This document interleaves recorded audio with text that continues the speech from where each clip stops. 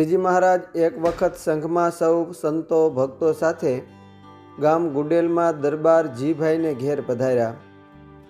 જીભાઈએ શ્રીહરિને પોતાની મેળી ઉપર ઉતારો કરાવ્યો.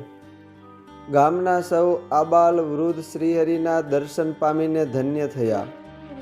ગામમાં એક કણબીની પ્રેમી બાઈ હતી. એમને શ્રીહરિને જમાડવાનો કોડ જાગ્યો. પોતે હોંશે હોંશે શ્રીજી મહારાજને કહ્યું કે મહારાજ, આજ તમે મારી રસોઈ લ્યો.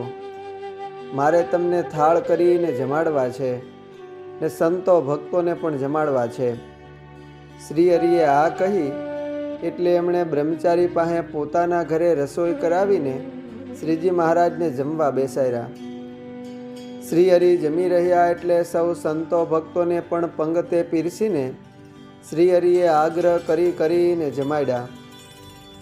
શ્રીજી મહારાજ પીરસી રહ્યા એટલે હાથ ધોઈને ઓસરીમાં ઢોલીએ બેઠા.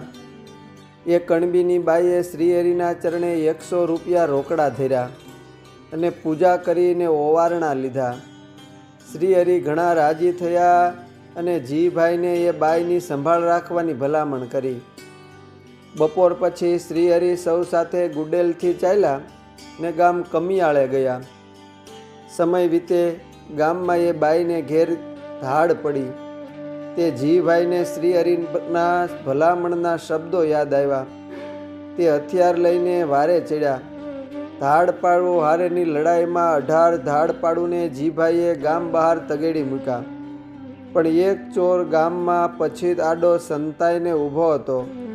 એણે પાછળથી ઘા કરતા જીભાઈ જખમી થયા અને મૂર્છિત થઈ ગયા. એમને દેહ મૂકવાટાણું થયું ત્યારે શ્રીહરિ પોતાના ભક્તનો પક્ષ રાખ્યા સારું વિમાન લઈને અંતકાળે તેડવા આવ્યા. જીભાઈએ સૌને કહ્યું કે મને શ્રીહરિ પોતાના ધામમાં તેડી જવા સારું સર્વ મુક્તો સાથે આવ્યા છે ને હું અક્ષરધામમાં જાઉં છું. એમ કહીને સૌને સત્સંગ રાખજો એમ કહીને જય સ્વામિનારાયણ કહીને દેહ મેલો. આમ સત્સંગનો પક્ષ રાખ્યા સારું શ્રીહરિ પોતાના ભક્ત જીભાઈને પોતાના ધામમાં તેડી ગયા. અસ્તુ. જય સ્વામિનારાયણ. સદ્ગુરુ શ્રી ભૂમાનંદ સ્વામીની વાતોમાંથી.